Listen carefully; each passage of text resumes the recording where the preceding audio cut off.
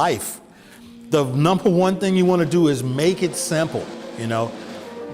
In the States, we had a saying. It's called the KISS principle, K-I-S-S. Keep it simple, stupid. No offense, I'm not talking about you. But that's what, if you come to anything, make it easier. If you make a hard situation more difficult, then it's almost impossible. But if you can make it easy, then you can go along. Now, could you play just to walk the bass line, please?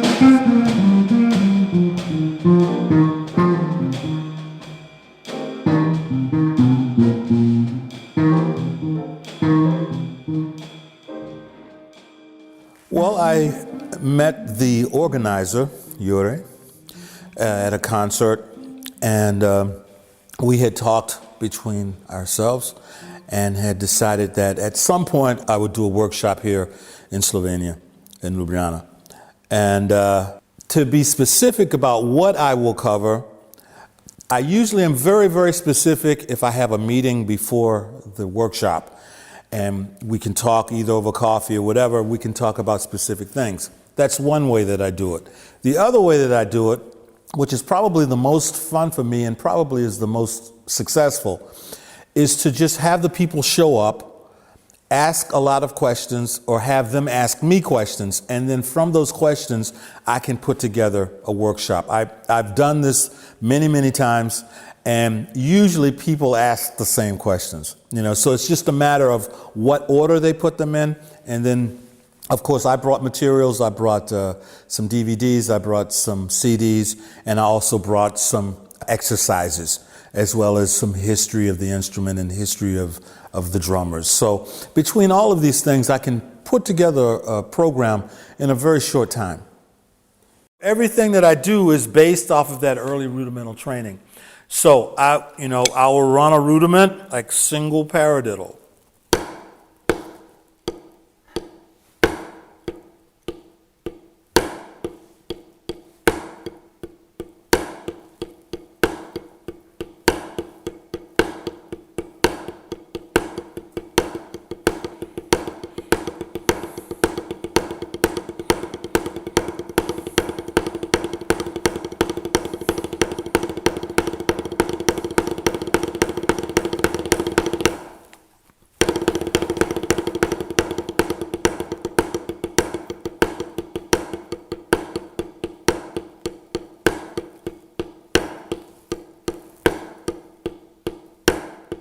I think that jazz is a very, very energy music, and I think that the best way to approach it is by playing. I think the best jazz teachers are amongst the best jazz players. Jazz for me is not really a passive music. It's a very aggressive kind of thing, and the best way for me to really express the aggression is behind a set of drums, or to have the students be behind the drums. So we will be approaching the music as performers, and from what I understand with Yuri, there will also be some other musicians here, guitar, I think a vocalist, and other instruments. So I will also get a chance to talk about the role of the drums with other instruments, since that is really the history of jazz drums. A lot of people seem to think that the drum solo is the most important thing. And as a drummer, I love playing solos. But the history of jazz drums, most drummers in the history were not soloists. In fact, a lot of them really hated drum solos. They didn't want to play them. But because they were in bands with leaders who maybe had drummers who were great soloists, then these other drummers really felt a pressure that they had to perform solos. But most drummers, most of the time, we're accompanists. You know, we accompany someone, unless it's our gig. And then if it's my gig, then I can play as many solos as I want, because nobody's going to fire me except me, you know. So, but most of the time, it's as an accompanist. What do you play behind the bass player? How do you play with the bass player? How do you make a groove? How do you play with the piano player? How do you play with a five-piece band on one part, and then on the other part, how do you play with a vocalist? So there's different ways, or there's different hats that a drummer has to wear in order to be an effective musician. So hopefully I'll get a chance to talk about all of these things today.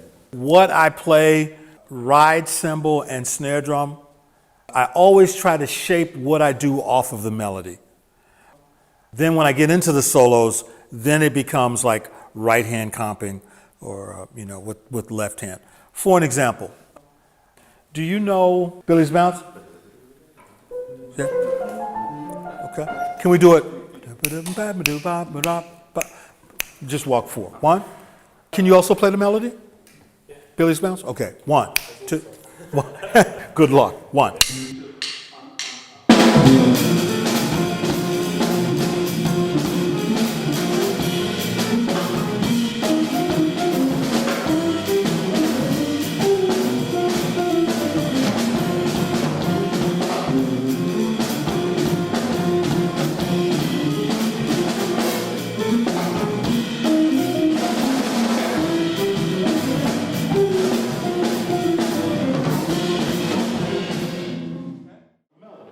Now, let's do another thing. Autumn leaves, but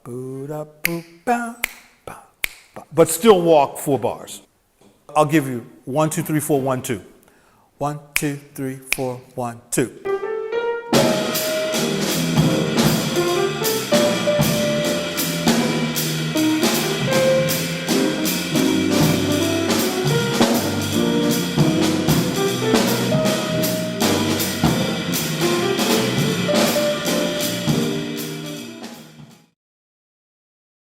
So 2 different melodies, granted 2 different tempos, but the right hand, I don't even know what the right hand was doing. All I know is that the right hand was following the melody in each case.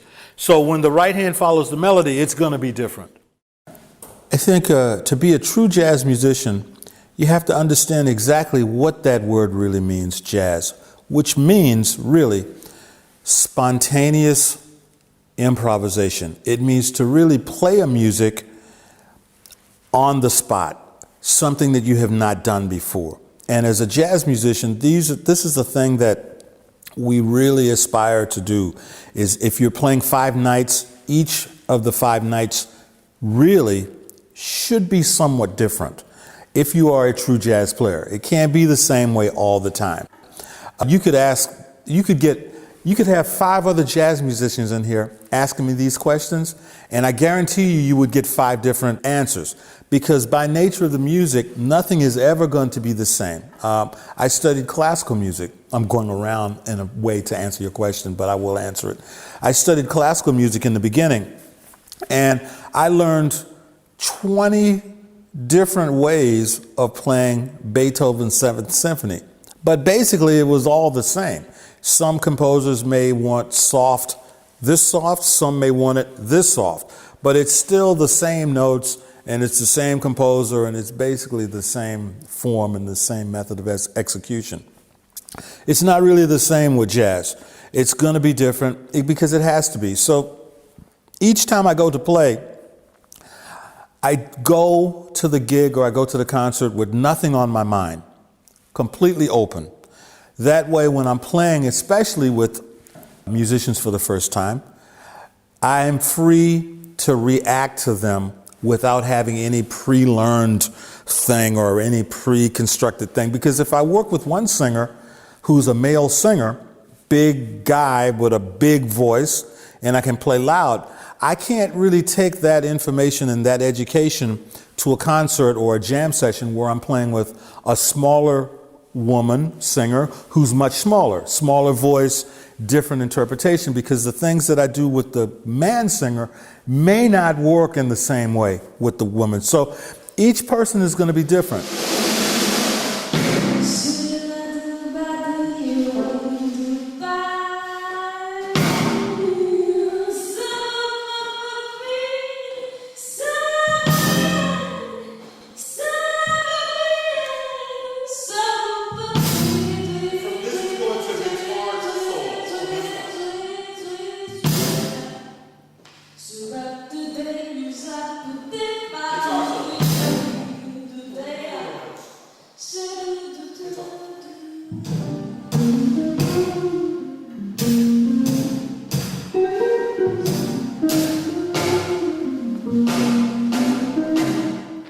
The best thing for me at this point in my life is to go to every performance with nothing on my mind, like a blackboard that's erased, nothing on it. And then I'm free to really respond to the music at hand. When in the past, I've judged some younger people jazz festivals, like 13, 14 years old.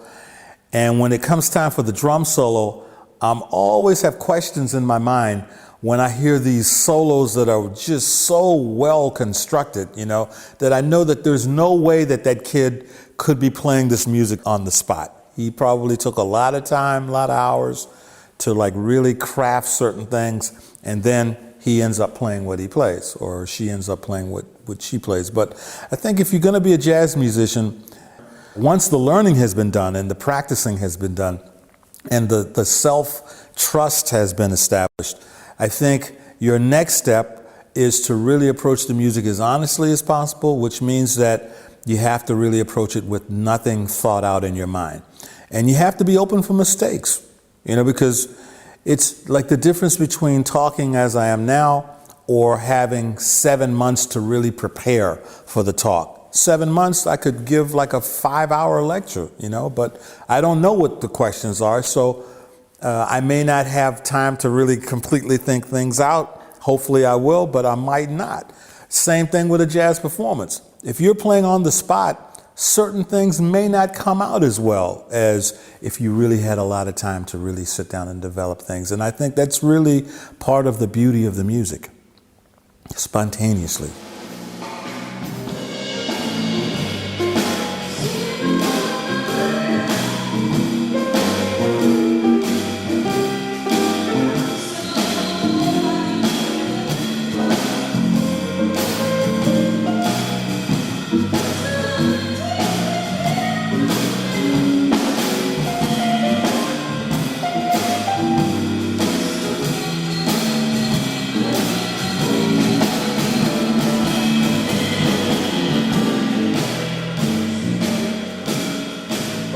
Jazz for me means democracy. I think that if, again, going back to your very excellent question, I think that if you're put in a position where you're playing with musicians for the very first time, and I have done that, and I played in bands for the very first time when I was the only English-speaking person. I played once with a band, the singer was Japanese, the bass player was from part of Scandinavia, the horn player was from India, and nobody understood what we were saying. Nothing. It was complete chaos. But if I knew that we were playing a blues, I know the information that is required for performing a blues. And we all sat down and played perfect music, because in that kind of setting, democracy, we all have a chance to have a voice. I have a chance to address the music from a drummer's perspective. The bass player has a chance to address the music as a bass player. We all can't talk at the same time because that's failure for democracy, but we all have a chance to contribute, If it's his turn, then I support him. If it's her turn, then I support her. If it's my turn, they support me, or they just leave me alone and let me play, and then they come in. But in a perfectly great jazz setting, everybody can have a say. It's not anarchy. It's not, dictatorship. It's a democracy. And for me, it's one of the beautiful things, about playing jazz. We don't have a conductor in front of the band conducting, for all intent and purposes, I'm really the conductor. But we all, like I said, we all have input. We can all share in the experience.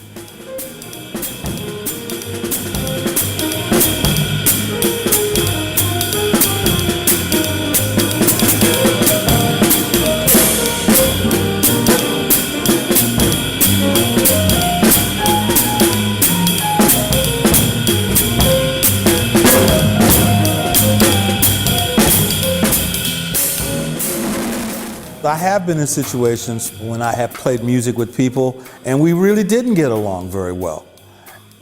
As professionals, the music worked on stage. We all knew how not to look at the other person, or, we just played the music. But when we came off the stage, everybody went to their own separate places.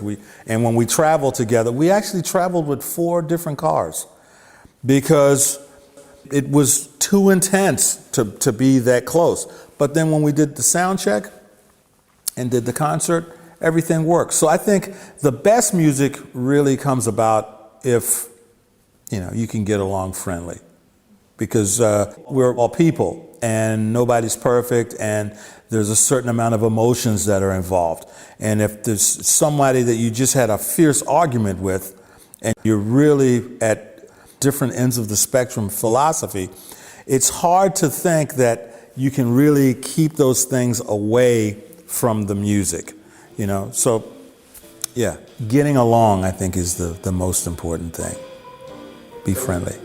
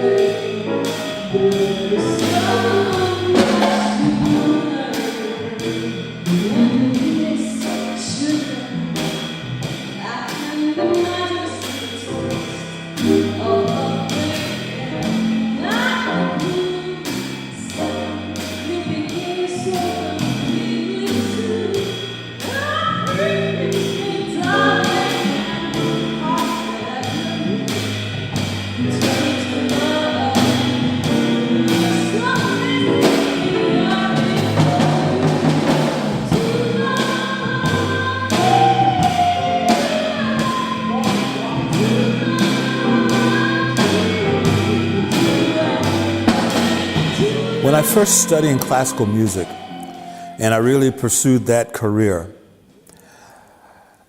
you had classical musicians and you had jazz musicians. And there have always been collaborations. There's always been projects when people came together. You have a movement that was back in the late 50s, early 60s called the Third Stream. It wasn't quite jazz, it wasn't quite classical, but it was like a fusion of music. And some of those things were very successful. The music of Charles Mingus was an all-inclusive music. But back during that time, overall, those were the exceptions for me. Overall, you had jazz and you had classical.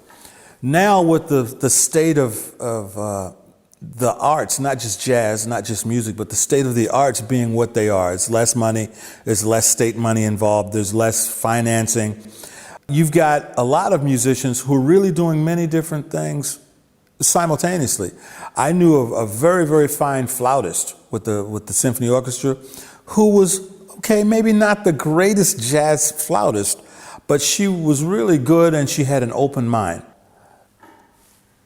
When I first started playing music with symphony orchestras as a drummer, they brought me in because the classical percussionist refused to play drum set. I mean, I'm not talking about like an Elvin Jones transcription or John Coltrane music, but just a simple brush pattern or a simple bossa nova groove or like maybe a simple pop groove, pop ballad. They wouldn't do it. They just said, I don't do that. You have to get someone else. So then they would call me in and I would do it. You don't have independent contractors like me very much now because most of those percussionists have some type of a jazz drum background. Perhaps when they were studying classical music, they also took beginning drum set lessons so that they could be in a position to approximate a jazz feel a little bit easier than, say, when I was on the scene. So little by little, because of financial forces, because of environmental concerns, all of these different things, musicians are really starting to influence one. The influence of one musician is rubbing off on the other, and you are having a lot of true fusion music, as it were. Classical musicians playing jazz, and there's always been jazz musicians playing classical music. So we don't have the two so much separation anymore.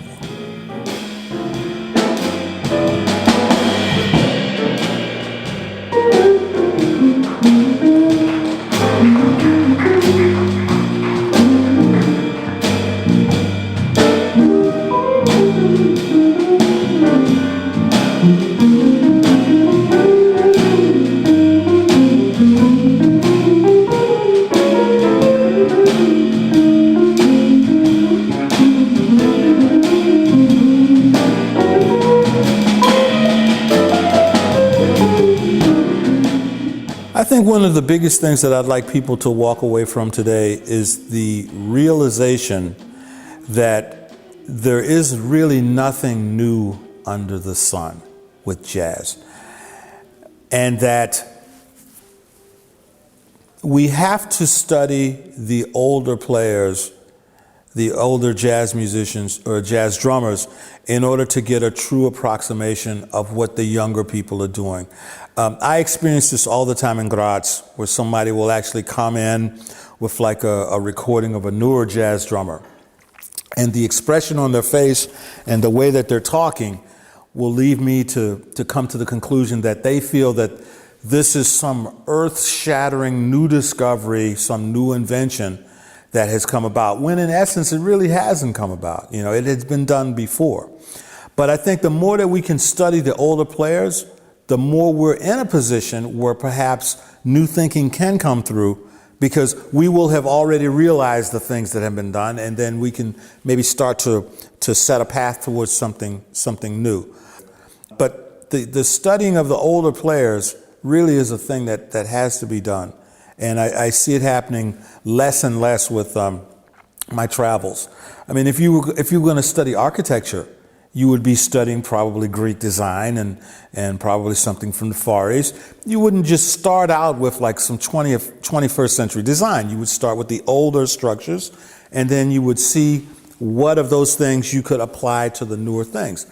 Same thing, I don't think the jazz drums are any different. We study what the older guys are doing, and then we go with the new. And this does not mean, I just want to be clear, this does not mean that I don't appreciate the newer things happening. I think I listen to probably as much rap music as any of my colleagues. And I like electronica, and I like drum and bass, and I like a lot of things. A lot of those players, you would be surprised how much jazz influence is with that, that led them to these newer types of music. So, that's the biggest thing, a sense of history. I want people to walk away today with a sense of history. The thing I think that you really should do when you transcribe is to first learn it by just listening, trying to play. Listen, try to play. Only write it down as a record that you can have like 7, 8 years from now. But get everything from the transcription, number one.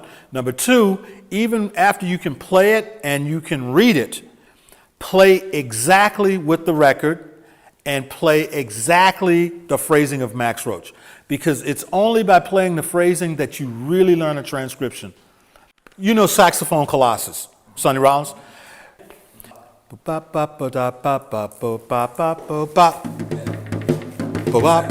Yeah, to transcribe, and what Max is playing, you transcribe the whole thing. And then once you transcribe it, that's not enough. You have to put the record on and make sure that, you're comping right, left, right, left, right, left, right. Make sure it's right, left, and not left, right, because it sounds, you'll be completely fighting Max. You'll have the notes. No professor will ever be able to say, yeah, he didn't get the notes, but you will have the notes, but you will not have the feeling. And for me, that's the only thing, other than being able to, show it to your children 30 years from now. This is what I transcribed from my professor. Other than that, it won't mean anything because your phrasing will be completely off. It's only by transcribing to the point that we learn the phrasing that it pays off. And believe me, you won't need any teacher to tell you. You'll know Like when I transcribed 7 Steps, Tony Williams, well, I was studying classical music, but I didn't need any jazz drum teachers. I didn't need any students. I didn't need any advanced players. I didn't need anybody to tell me whether I had it or not. I knew it. Because when you put that record on and you play, your playing should completely disappear with what's being played on the record. Then you know you have it. If you're playing and you can hear Max and you're going, God, man, I'm playing Max. Well, maybe you're not playing Max, but when you're playing and you can go, wow, I'm on this record, then you will have it. And I'm telling you, after months of working and working and working, that's a tremendous feeling, to have that. This interview will reach a broad public, musicians, non-musicians, all types of people. I would just like people to keep an open mind, and you could ask somebody, do you like jazz? And they may have had like a bad experience. I mean, if you asked a man, do you like jazz? Maybe his ex-wife, who he divorced, maybe she was a jazz musician. That might be enough for him to say, I hate jazz, just because of that experience. Just keep an open mind. All of us are not married to each other. So, keep an open mind. If you have room in your heart for electronica, if you have room in your heart for classical music, if you have room in your heart for pop or funk, have a little bit of space in there for jazz. Read jazz books, magazines, talk to jazz musicians. We're very friendly people. We're not monsters, but just to give us a chance. I've found that many people, if they can read about jazz biographies and understand what it is that makes a person create their music, sometimes that's enough to create an interest in the music itself. That's happened many times with jazz history programs that I've done. A student will introduce me to their parents, and the parents will always say something like, I didn't listen to a lot of jazz before my son or my daughter took your course, but because they were listening to this music at home, I listened to it, and yeah, it's okay. So keep an open mind. That's the biggest thing.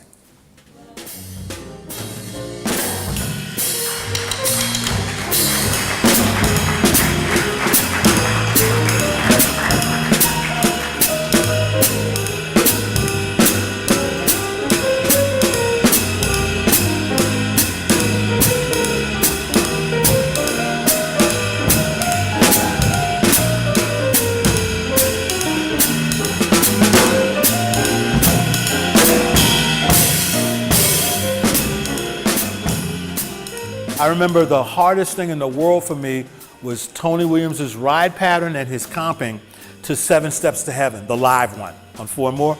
And I remember I spent 6 months with that. I finally got to the point where I could play it in my parents' house. I was living with them at the time, and I was so excited, I ran out of the house. I did it, I did. And my mom thought that I was one of the many times in my life that she completely thought that I had lost my mind. But she did. The other time was when I invited her to my first avant-garde concert. And I invited her on the front row, a place like this, and she sat right there, and we were playing screaming loud out music. And I saw her, and she just had this look. And then I saw her go in her pocketbook, and she got her handkerchief, and I go, wow, I'm really getting to my mom. She really likes it. And then she's like wiping the tears. And then eventually she's just crying, and I'm going, I've done it. My crowning success as a musician. My mom is really loving my music. So I go up to her afterwards, and she looks at me and she goes, my son. I'm going, yes, Mom. And I'm starting to cry. And she goes, my son, he's finally gone crazy. I'm going, my God. Anybody want to buy a set of drums,